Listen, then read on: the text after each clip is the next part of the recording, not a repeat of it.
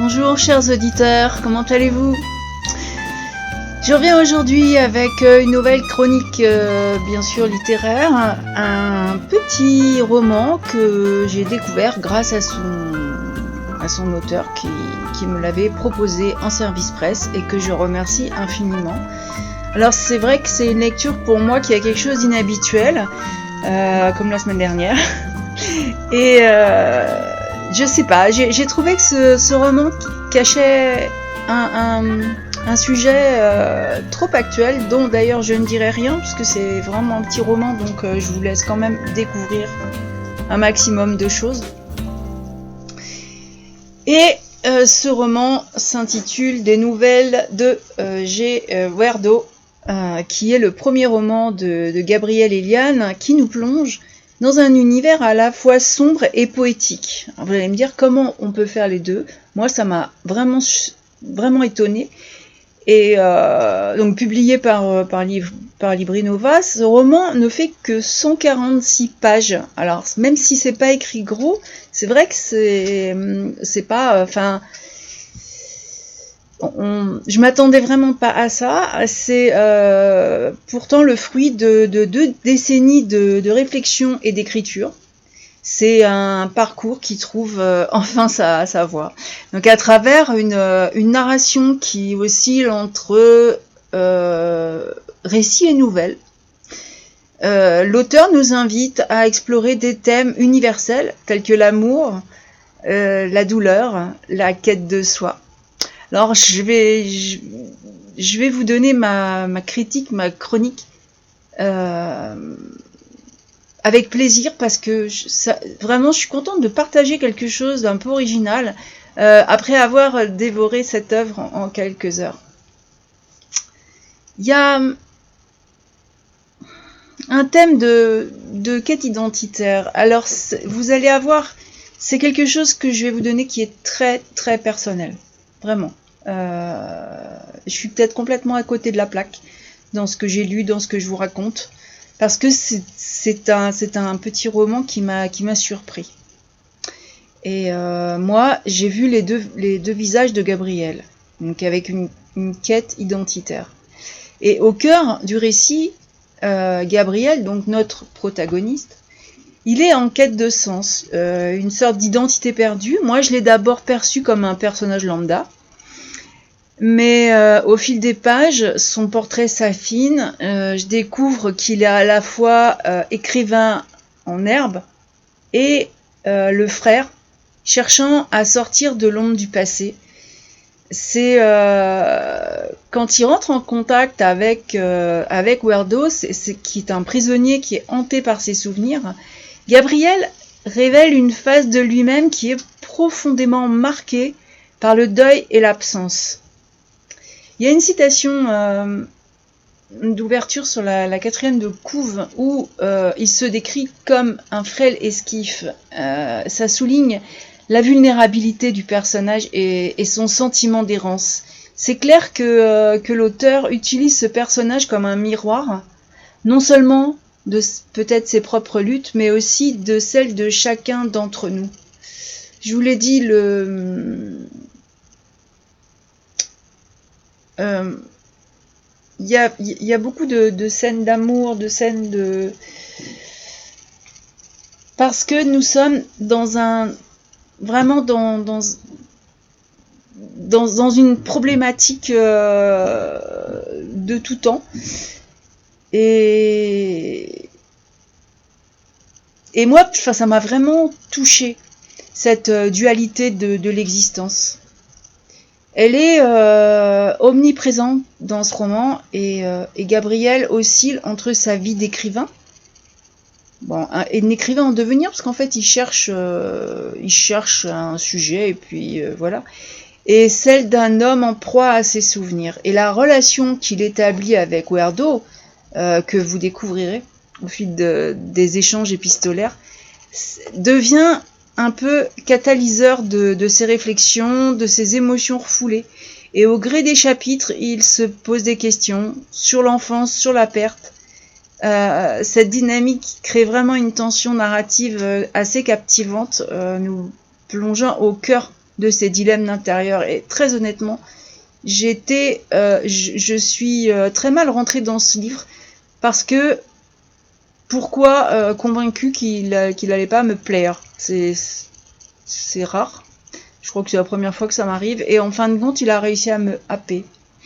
Ce serait un peu Eros et Thanatos avec un amour fragile et destructeur. Parce qu'au-delà de la quête identitaire, c'est vrai que la façon dont ça démarre, c'est vraiment très très brutal. Il cherche un sujet de roman, et puis il y a Paul qui vient lui balancer un tas de trucs, puis qui lui dit bah tiens, tu devrais écrire l'histoire de celui-là. Bon. Mais l'auteur tisse, lui, une tapisserie d'amour et de perte. Et l'histoire de Werdo est celle d'un adolescent dont l'innocence a été volée par les fameuses circonstances que vous découvrirez en fin d'ouvrage. Ce personnage tragique nous rappelle combien l'amour peut être à la fois une source de lumière et aussi un terrible fardeau. Et à travers ces confidences, Gabriel découvre une histoire d'amour qui n'a jamais eu l'occasion de s'épanouir, une romance teintée de regrets, d'amertume.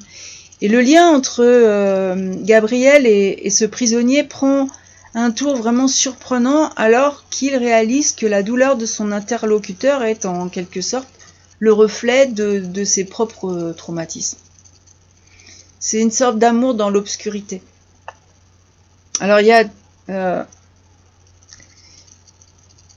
y a un autre personnage qui est là sans être là, qui est très important, dont je ne parlerai pas pour éviter tout spoil. Mais sincèrement, l'auteur excelle dans la manière dont il aborde les thèmes de l'amour dans le noir. L'amour est ici présenté comme une force à la fois belle mais destructrice et capable de transcender la souffrance mais également de l'aggraver. Werdo, il incarne cette complexité. Vous saurez finalement pourquoi il est en prison, mais quand il raconte ses premiers émois amoureux, qui évoquent à la fois la douceur de sa jeunesse, la cruauté de ses choix dans la vie, il y a cette exploration des sentiments étayée vraiment par une écriture mais poétique et évocatrice. Ça m'a poussé à réfléchir sur mes propres relations d'ailleurs et sur les choix qui ont façonné mon parcours. C'est curieux parce que je pense que des fois, si on pouvait revenir, on ferait pas forcément les mêmes choix. Il y a toujours quelque chose on est toujours en mouvement, il y a toujours en changement. Dans ce texte aussi, il y a les secrets, les non-dits, c'est l'écho des passés cacophoniques. Au-delà des dialogues, il y a un silence qui est pesant, qui règne entre les personnages. Les secrets familiaux, cette ombre menaçante qui plane sur Gabriel et sur Werdo, qui ajoute une profondeur vraiment saisissante à la narration. Et les non-dits deviennent des personnages à part entière, en fin de compte. D'ailleurs, moi, ça m'a un peu perdu.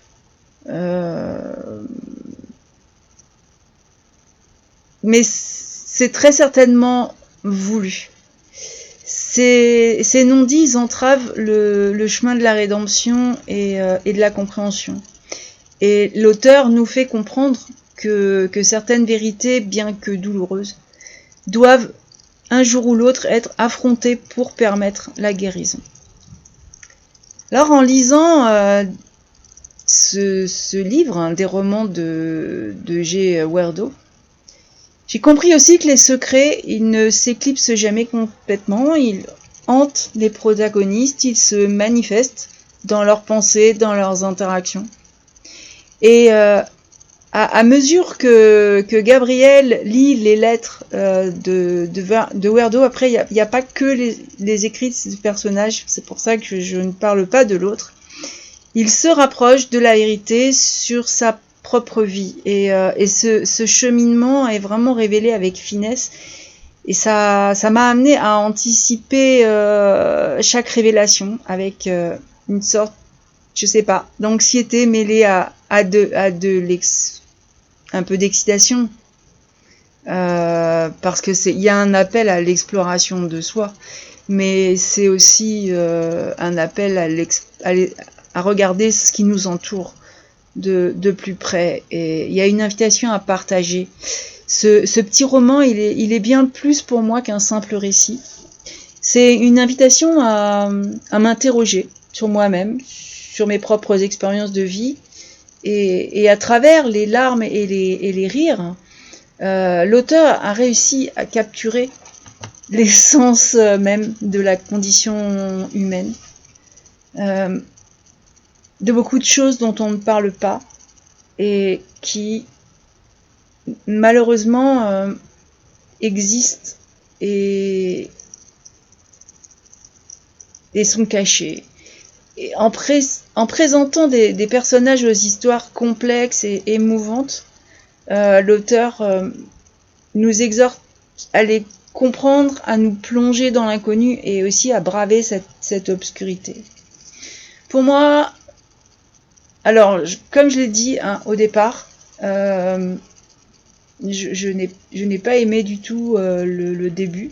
Bon, il faut dire que je m'étais laissé influencer par je sais pas si c'est une critique ou si c'est un avis qui a été donné quelque part, comme quoi il y avait trop de scènes de sexe. Alors, j'ai finalement pas trouvé que c'était des scènes de sexe, mais plus d'amour. Il y a rien qui m'a choqué. Enfin,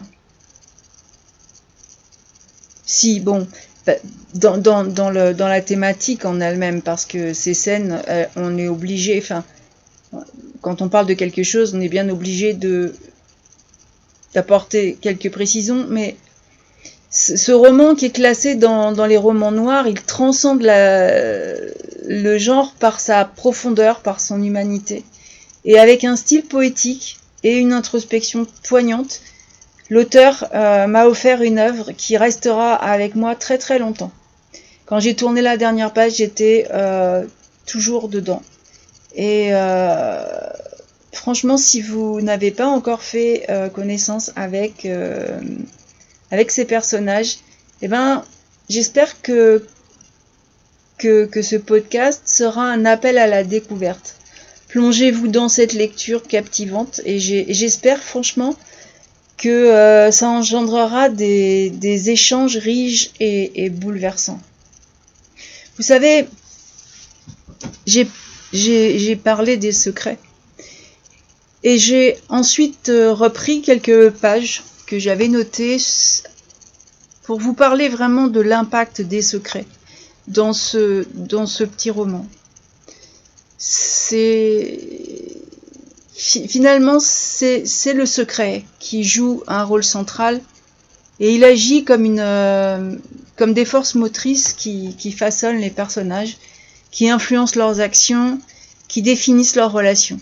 Et ces non-dits, ils sont souvent, pour pas dire toujours, lourds de conséquences. Ils révèlent aussi la complexité des émotions humaines, l'impact dévastateur du silence sur la vie des individus. Et moi, c'est vrai que je dis toujours, on ne peut pas rester sur quelque chose qui n'est pas dit, on ne peut pas rester sur quelque chose qui est caché. Il faut faire attention à nos enfants, attention à ne pas rentrer dans ce genre de choses, parce que ma génération, mais encore plus celle d'avant, avait beaucoup cette phrase: tu ne lui diras pas, voilà, on fait ça mais tu le diras pas, tu le diras pas. Et c'est quelque chose qui peut tuer. Et là, il y a eu, enfin, pour moi, c'est un plongeon dans un univers sombre, mais c'est aussi sombre que riche dans ce roman, pour explorer justement comment les secrets infléchissent le parcours des personnages. Les secrets sont comme des miroirs des vies écorchées. Et dans l'univers de ce prisonnier, les secrets sont souvent des reflets de la souffrance. Et Gabriel, lui, se retrouve confronté à une multitude de secrets familiaux tout à coup qui pèsent sur ses épaules. Je ne crois pas que quand il a cherché lui un thème d'écriture, il allait découvrir tout ça. Il a été savamment dirigé, mais en tentant de comprendre son propre passé à travers tous les écrits qu'il a et à travers ce qu'il sait de ce prisonnier, il dévoile des blessures anciennes qui n'ont jamais été guéries. Les secrets vraiment sont des fardeaux que les personnages portent en silence, et cette charge émotionnelle, elle impacte leur capacité à s'ouvrir aux autres. Parce que moins on en dit, plus on a peur de le dire. Et ce qu'on tait finit vraiment par se transformer en un poids insupportable. Et chaque secret révélé est comme finalement une pièce de ce fardeau qui est finalement mis à jour. Même si c'est toujours douloureux, il va y avoir une phase douloureuse, mais il est préférable quand même de mettre toutes les cartes sur la table, parce que l'obscurité et le silence donnent toujours une atmosphère horriblement étouffante. Le silence qui environne les secrets crée une atmosphère de tension palpable dans le récit. Les personnages, ils évoluent dans un monde où les non-dits surgissent, ils se matérialisent dans leurs interactions, et par exemple, la relation entre Gabriel et son frère Paul, elle se complexifie alors que les vérités inavouées émergent. Il va y avoir une révélation de conflits internes qui n'ont jamais été résolus, et ce climat de secret crée franchement une barrière entre les individus, empêchant une communication vraiment authentique, et ça nourrit l'angoisse. En tant que lectrice, j'ai été constamment sur le qui-vive à un moment parce que j'attendais la révélation de ces secrets. Je me doutais que c'était pas quelque chose de très simple, mais ça ajoute à la richesse émotionnelle du texte. Et cette quête de vérité revient en fait à déchirer le voile du silence. Le récit s'est transformé en une quête, donc non seulement d'identité pour Gabriel, mais aussi d'une vérité cachée. Les lettres qu'il a sont plus qu'un simple échange épistolaire, elles représentent une fenêtre sur un monde de souffrance, d'amour et de mystères non résolus. À travers ces lettres, Gabriel il est poussé à affronter les secrets refoulés et à les déconstruire pour comprendre son propre parcours. Parce qu'il faut savoir que les secrets, ils sont trahis par les gestes. Et du coup, il y a un processus de découverte qui est crucial dans le roman parce qu'il illustre comment la confrontation avec le passé peut entraîner une forme de catharsis en fait. Et nous sommes tous, on en a tous. Les secrets familiaux, c'est vraiment un héritage qui est très lourd à porter. Dans ce petit bouquin, les secrets ne se limitent pas à des événements individuels. Ils s'inscrivent vraiment, moi là je vais un petit peu plus loin, ils s'inscrivent dans un héritage familial qui se transmet plus ou moins de génération en génération, voilà, dans l'inconscient transgénérationnel.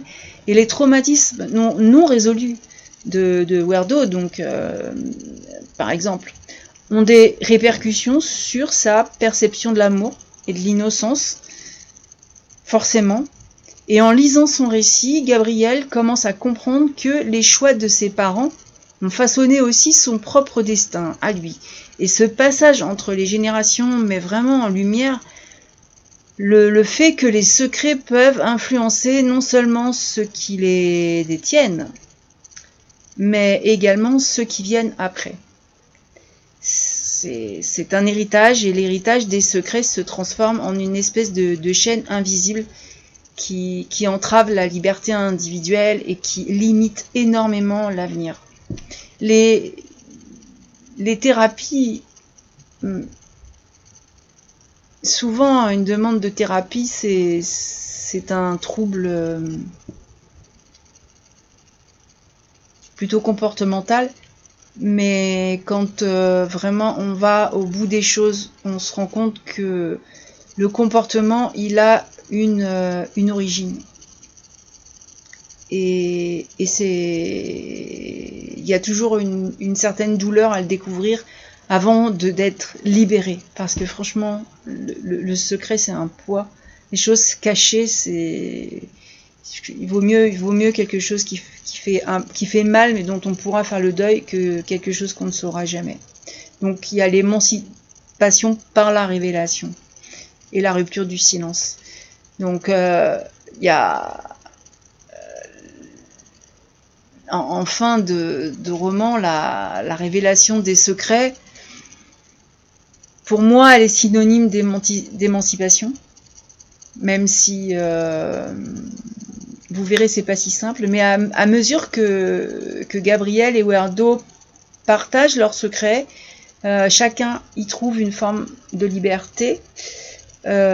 L'angoisse du silence laisse la place à l'ouverture, tandis que les personnages apprennent à se libérer de leur fardeau émotionnel. Alors évidemment, on a tous une façon différente de se libérer, mais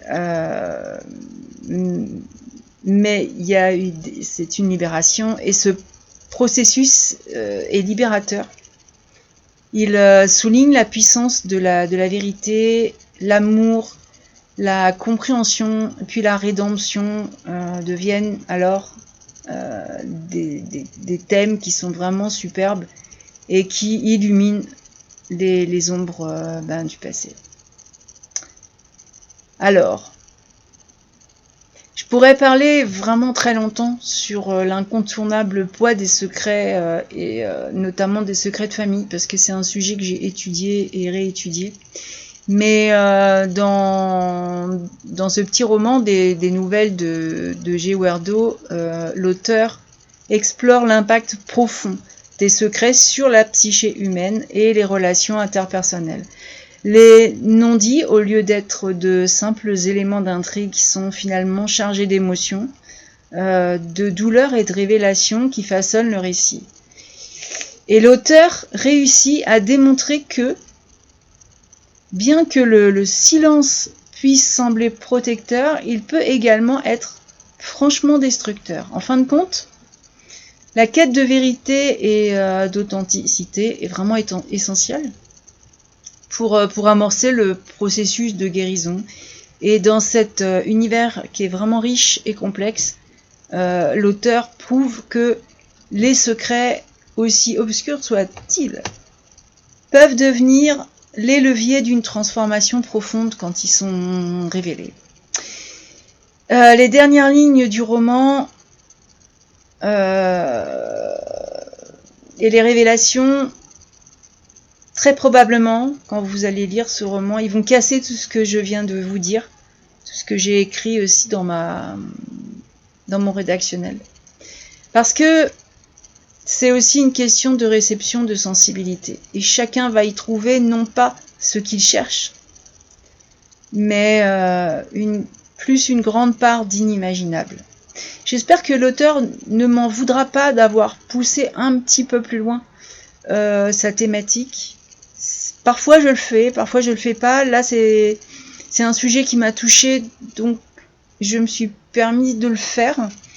Et puis surtout, c'est vrai que j'ai cette envie de vous voir ouvrir ce petit roman et justement de découvrir de ce qu'il y a entre les lignes, et de regarder ensuite autour de vous et à l'intérieur de vous. Et je vais m'arrêter là pour aujourd'hui. Donc c'est un petit peu mystérieux, mais sur un roman court, on ne peut pas s'étaler pendant des heures, à part vous lire carrément le roman. Donc je vais vous souhaiter une très belle semaine. J'espère que vous serez sous le soleil. Et moi, je vous dis à la prochaine!